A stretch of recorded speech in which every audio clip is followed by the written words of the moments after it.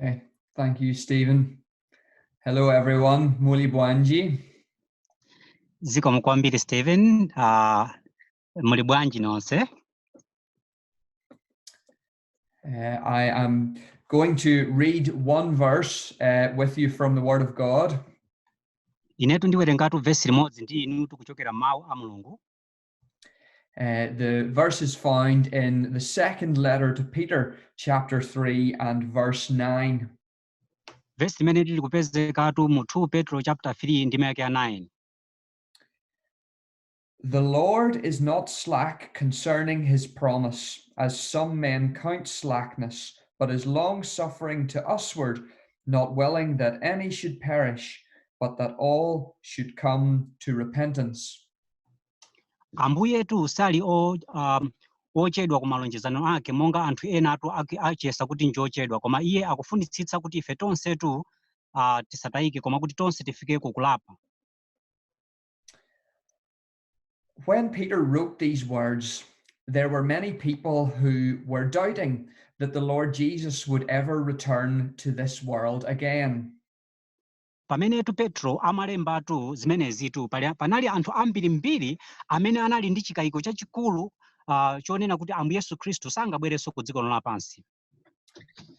They said that because he had not yet returned, that this promise would not be fulfilled. Ndechifukwa iyetu analitu asanabweretu ndekuti lonjezano limeneli linali lisanakwaniritsidwe. And therefore they said that people could live just as they liked without consequences. Ndetu chonchotu iwotu amanena kuti anthu akhoza kungokhala moyo umene wina uliwonse umene amaufuna ndikupanga china chilichonse chimene angachifune popanda kulandira zotsatira zake. Peter wrote this letter to assure his audience that the Lord Jesus would come back again. Koma Petro analemba kalata imeneyi kutsimikizira iwo amene amamumva pa nthawi imene amalankhulayo kuti Ambuye Yesu Khristu akubwera ndithu. When the Lord Jesus was here, he said this himself in John chapter 14. Pamene Ambuye Yesu Khristu anali pa dziko lapansi ananena zimenezo iye mwini wake pa Yohane chapter 14. His words were, "In my Father's house are many mansions. If it were not so, I would have told you. I go to prepare a place for you." Mawu aketu ananena kuti mnyumba ya Atate wanga muli malo ambiri okhalamo. Ngati mukanakhala kuti mulibe malo, bwezi nditakuwuzani. Koma ndikupita kwa Atate wanga kukakonza malo kumeneko, ndipo kumene ndingapita ineko inunso mudzabwera komweko. He continued by saying, "If I go and prepare a place for you, I will come again and receive you unto myself, that where I am, there ye may be also."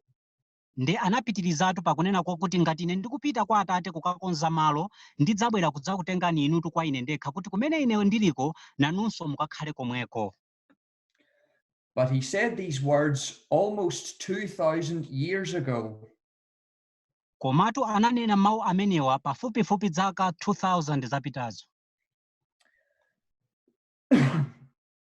What we can be sure of from what Peter has written is that soon the Lord Jesus will return. Chimenetu tikhonzatu kukhala otsimikiza nacho mtimatu ndi chimene Petro akulankhula pa chonena Ambuye Yesu Khristu pompano akubweranso. Peter tells us in the verse that we read and that is on the screen two things about God.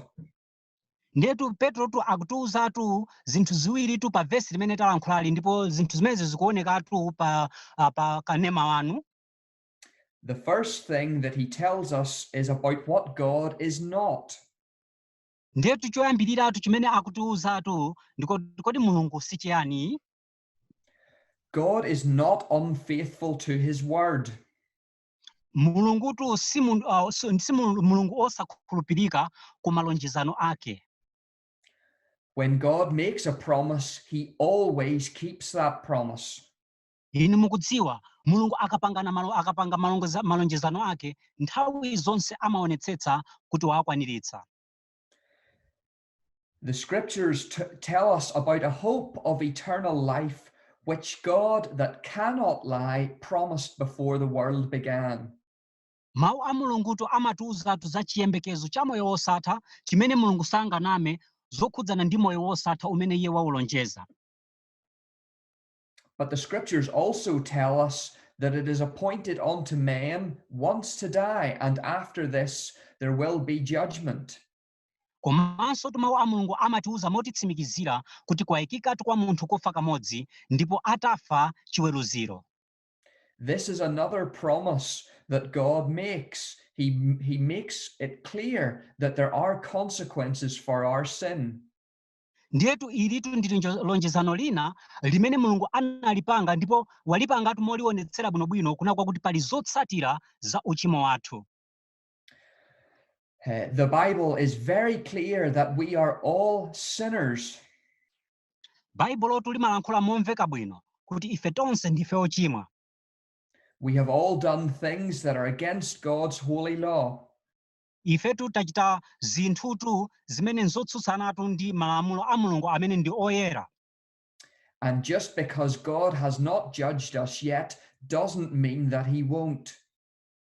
Ndiyetu chifukwa chona kwakuti mulungu sanatiweruzetu pa machimo amene tachitawo sizikufuna kutanthauza kuti iye sadzatiweruza iyayi. The Bible instructs us to be wise and to consider our latter end. Baibulotu limatitsimikizira komanso limatiwuza kuti tiyenera kukhala anthu anzeru tisakhale anthu opusa ndipo tiyenera kulingalira chimaliziro chathu tsopano kutsiriza kwathu. Which brings us on to the second thing that Peter tells us in this verse. Zimenenso zikutinyamuliratu ku chinthu chachiwiri chimene Petro akutiwuzatu pa vesi limeneli. The verse not only tells us what God is not, but it also tells us what God is. Mukudziwa vesi limeneli tusiri kungotiwuza ifetu chimene mulungu sali koma likutiwuzanso ife chimene mulungu ali. The verse says that God is long-suffering toward us. Vesi limeneli likutiwuza kuna kuti mulungutu ndi wokoma mtima komanso ndi wachifundotu kwa ife. He is being patient because he doesn't want anyone to perish and be eternally lost. Iyetu akuleza mtima chifukwa sakufuna wina aliyense kuti akatayike koma akufuna kuti wina aliyense akapulumutsidwe. So right now God is withholding his judgment, giving men and women and boys and girls an opportunity to turn from their sin and to trust in his Son. Ndiyetu panopatu mulungutu akusunga mkwiyo wake kufunitsitsa kuna kwakuti azimayi ndi azibambo komanso anyamata ndi asungwana atembenuke kuchokera ku machimo awo ndi kuyika chikhulupiriro chawo pa Yesu Khristu ngati mpulumutsi wawo. I want to ask you a question that's more important than any other question you will hear. Ndikufunatu ine ndikufunseni inu funso limene ndi funso lofunikira kwambiri kuposa mafunso ena aliwonse amene inu mungadzafunsidwepo. That question is, are you saved? Funso limenelotu ndili, kodi inu munapulumutsidwa? Are you ready for the coming judgment on this world? Kodi inu ndinu okonzeka za chiweruziro chimene chikubwera ku dziko lapansi? Because God will not withhold that judgment forever. Chifukwa inu muyenera kudziwa kuti mulungutu sadzasungatu chiweruziro chimenechi kwamuyaya osachitumizayi. And so the Bible tells us that now is the accepted time. Now is the day of salvation. Ndi Baibulotu limatiwuzatu kuna kwakuti lero lino tsopano pano ndiye nthawi yolandiridwa. Lerotu ndiye tsiku la chipulumutso. I want to close by making an appeal to you. Ndikufunatu inetu nditseketu pakufuna kukudandaulirani inuyo amene mukumverani. It's an appeal that the Lord Jesus himself made many years ago. Ndikudandauliratu kumene Ambuye Yesu Khristu anakupangansotu zaka zambirimbiri zapitazo. He said, "Come unto me, all you who labor and are heavy laden, and I will give you rest." Ananena kuti, idzani kwa ine inu nonse amene ndi olema ndi othodwa, ndipo ine ndidzakupatsani inu kupumula. He promises to rescue us from the consequences of our sin, but only if we trust in him. iyetu anatilonjeza ifetu kuti adzachotsatu zimene ndi zotsatira za uchimo wathu, koma adzachotsa pokhapokha ngati ife titayika chikhulupiriro chathu pa Yesu Khristu ngati mpulumutsi wathu. We need to throw aside our pride and realize that none of us can save ourselves. Ifetu tikuyenera kutayatu kunyada konse kumene tili nako, ndipo tikuyenera kuzindikira kuti palibe wina aliyense wa ife amene angadzipulumutse yekha. Only through faith in the Son of God and his death for us at Calvary can we have our sins forgiven and escape the judgment that we deserve. Ndi njira imodzi yokhatu basi tikuyika chikhulupiriro pa Yesu Khristu, komanso pa ntchito imene anayigwira pa mtanda, ndiye pokhapo pamene ifetu tikhonza kukhululukidwa machimo athu ndi kupulumutsidwa kwamuyaya ndi kuthawa mkwiyo wa Mulungu. And so, as I close, my friends, I want to leave you with the words of the verse one more time. Ndiye chonchotu pamene inetu ndikutsekatu azinzanga, ndikufunatu nditseketu ndi vesi limodzi itu. The Lord is not slack concerning his promise. Ambuyetu samazengerezana nawotu malonjezano ake. Be very sure that judgment is coming for this world and coming for us if our sins are not forgiven. Mukhale otsimikizika mtima kuti chiweruziro cha Mulungu ndi mkwiyo wa Mulungu kubwera ku dziko lapansi, ndipo ukubwera kwa ife ngati ife sitinapulumutsidwe, sitinamkhulupirira Ambuye Yesu Khristu. But God is long-suffering to usward, not willing that any should perish, but that all should come to repentance. Koma Mulungutu ali oleza mtima kwambiri, sakufuna munthu wina aliyense kuti akatayike, koma akufuna kuti wina aliyense akafike kukulapa. So stop trying to save yourself by your good works and come to the Lord Jesus. Inutu siyani kuyesetsa kuti mukadzipulumutse nokha chifukwa cha ntchito zanu zabwino, ikani chikhulupiriro pa ntchito imene Yesu Khristu anayimaliza pa mtanda. Thank you very much for listening. May God bless you all. Zikomo kwambiri. Zikomo kwambiri chifukwa cha kumvetsera. Ambuye akudalitseni kwambiri. Zikomo kwambiri.